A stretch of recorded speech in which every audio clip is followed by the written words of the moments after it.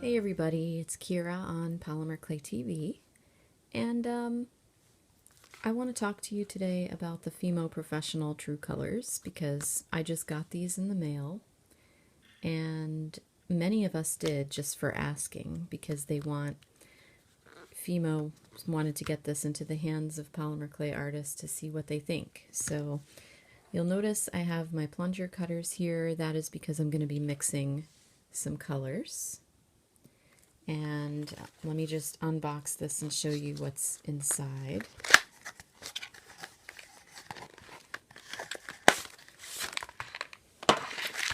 Okay, so you've got 6 bars of clay, and they call these the true colors. So there's white, this color, let me see where the color, true green. I'm going to guess this is true yellow. True blue, true red, and true magenta. So if you're familiar with the printing world, you know that printing inks and pigments are usually these 3 colors here are the primaries: red, or magenta, blue, yellow, and black, which the very first thing I notice about this kit is that there's no black. So that's going to be my only criticism at this point, because we've got a whole bar of white here, but we also have this color mixing chart, and fully half of the colors on this chart require black to make them. So there's no black in the kit, which means if I want to mix the colors in the kit, I have to go buy black Fimo, which is an issue for me because Fimo's not easy for me to get, which means now I have to go probably mail order it and wait for it to come to my house. So I would say Fimo, if you're going to give a kit like this, this bar right here should have been 2 bars. It should have been half white and half black, so that you can actually open your package and mix the colors that are on this fabulous color chart. So they give you a wheel explaining some color harmonies on the side here. You've got your tints and shades. You've got the true colors in the middle, all the shades. They don't have all the tints, but they've got complements, analogous, triadic, split complements, lots of different ideas for how to get a good harmony, which is nice. And then they have this Pullout Chart, which is very nice with all these color combinations on it and how to make them. So basically, if we fold this a little tighter here, what this is saying is, for example, to make this row right here, these are all the main colors. So to make this color, you would need 4 yellows and 1 red. To make anything below here, you need black, because this is like 1 black plus 80 yellow. 1 black plus 20 yellow. 1 black plus 20 red. So I'm going to ignore the bottom half because I don't have black. And let's look at the top. You know, that's frustrating to me because these colors right here are probably my favorites. I really like the muted greens, and I can't make any of them. So let's move down over here and see if I can get a different kind of a green. So here we've got 20 white plus 1 of the true green. 20 white plus 1. What is green? 5. Okay, I see. So here we've got this row makes a new color. Green 5 is 1 green plus 40 yellow. So instead of saying to make this color I need 20 white, 1 green, and 40 yellow, they're saying first make this color 1 green plus 40 yellow. I'm not in the mood to make something that takes 40 parts, so I'm going to look for something that has less parts, because I just want to show you how to mix the parts. and I want to compare it to this color and see if that's what we get.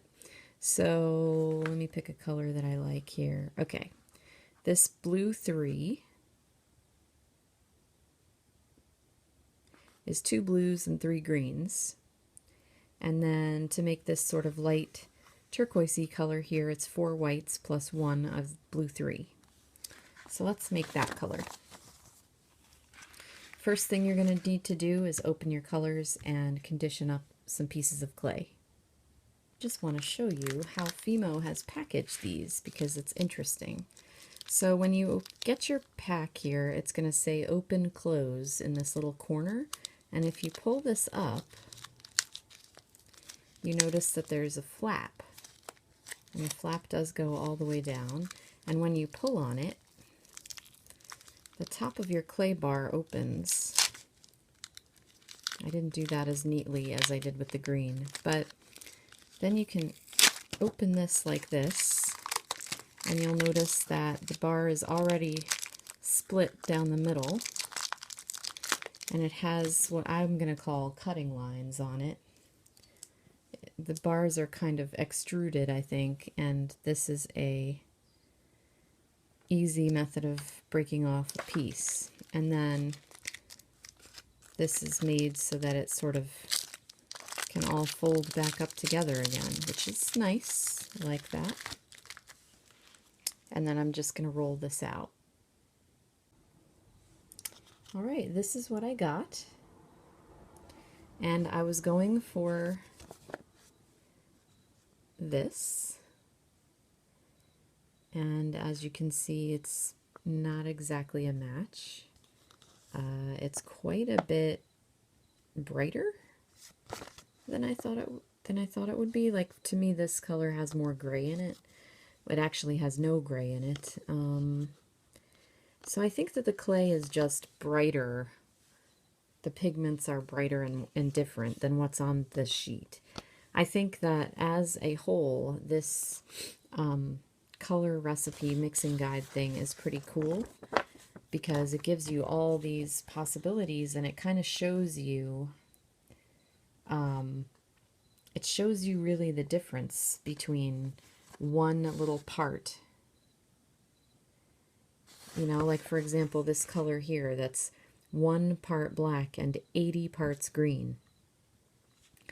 So it shows you how one black influences your true color. Now this is green 1, which is 9 greens plus a yellow. And then your color down here is 1 black plus that color. So black is a very strongly influential color. It turns everything darker with just one little part. If you look up here at the whites, you've got 1 white plus 1 green 1. Takes this from this to that, whereas this takes 1 black plus 80 parts of the other. So I think that a color chart like this is important if you're learning to mix colors and you're not that familiar with the clay, and you understand how much one little part influences your colors. All of these are 80 parts of something plus 1 black. Then you move down to 20 parts and 5 parts. So up here we've got 1 part of the color plus 1 part white, 1 part plus 4, and 1 part plus 20. So you can tell a lot of effort has gone into creating a color mixing recipe chart that is easy to follow. The only thing that confused me right off the bat was this line here where it's got like blue and then blue 1, blue 2, and blue 3. Green 1, green 2, green 3, green 4, and green 5. I got a little confused when I first looked at it, but once you understand what's going on with this middle thing with the true colors, then it's easy. So really you just have to mix this color first and then go up or down. So I think it's neat. I think it's interesting. I think if you really want to know exactly what color you're working with and you're like a production artist and you make beads or canes or something, and you want to be sure that you're using the same color over and over again, this is fantastic. Like if I made a cane and I picked some colors from here to make sure that the first cane I made equals the second cane and the third cane because I'm making something really big and I need a lot of cane, then it would be great to start with a recipe like this. So thank you, Fimo. And if you're really into color mixing and recipes and stuff, this is definitely something fun to check out and try. And like I said, I wish that it came with black too. So the clay feels nice. I mean, look at it's stretchy instead of, it takes a little bit to break it, whereas before it was a very not very mushy clay. But look, that's mushy. It's picking up my fingerprints, but it still feels firm, so it's probably great for caning. I'm not a big caner, I'm more of a sculptor. But yeah, looks good to me. The first thing I am going to say about this clay is that I tend to not be a Fimo fan because Fimo has been too hard. I have cold hands, I live in a cold climate. Fimo is tough for me to condition, but this was nice. This clay is more soft, stretchy, and sticky feeling than I have experienced in the past from Fimo. So that could be a good thing. All right, so let's see. I'm making B3 to start with. So that's 2 blues, 3 greens. And I'm going to pick a size and continue working with that size cutter the whole time. So I'm going to go ahead and use the smallest one. So I need 2 blues and 3 greens. 1, 2, 3.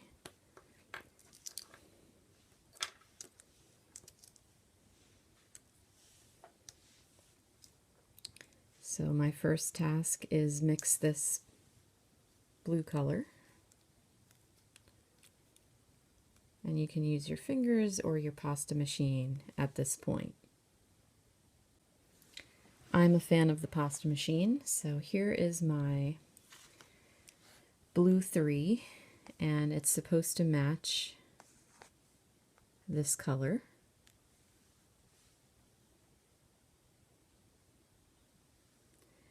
And I'm gonna say it kind of does, but I feel like it matches this color a little better.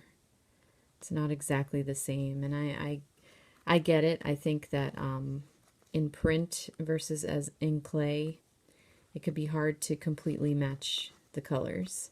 So this to me is a little bit light. It matches this one better. Okay, so now I'm going to make this color, which is 4 white plus 1 blue 3. So I've got my blue 3-ish, and I'm going to add 4 whites to it. So that means I need 1 part. Now, here's the thing about parts. When you're mixing a recipe from someone else or from your own, you always need to make sure that all your clay is the same thickness and all your pieces are the same size. So after mixing this, I rolled it to the same thickness as everything else I'm working with, which right now I'm working with a number 3 on my pasta machine because I figure when I'm making color chips, I don't need massive amounts of clay. So 1 thin piece is fine. And I'm going to use this to make 4 parts of white now. See, that's sticky. That's new and different for Fimo. Wants to stick inside my little plunger cutter, which is fine because it is a plunger and it pops right out. All right, so now I've got my 1 part of the blue 3 that I made and my 4 parts of white. Mix them together and I'm going to get this new color. So after mixing up these colors, the cool thing is that it's pretty easy to mush these pieces back up and stick them back inside here for storage. This feels more like soft plasticky than some of the other clay wrappers, so that's kind of neat because I'm feeling like I can sort of put these back in here to keep them nice. Whereas with other clays, I would tend to probably just toss the wrappers and put them in a plastic bag. So these feel more like a plastic bag. So that's neat. I like that. I wish that all the clay companies would come up with some kind of packaging where you could really keep everything in the original package, but I understand it's hard because you're going to open it, use part of it, and put it away. But thanks for joining me on Polymer Clay TV today. And, you know, make sure you come back next week for new tutorials, demos, reviews, all kinds of fun stuff every Wednesday. Bye!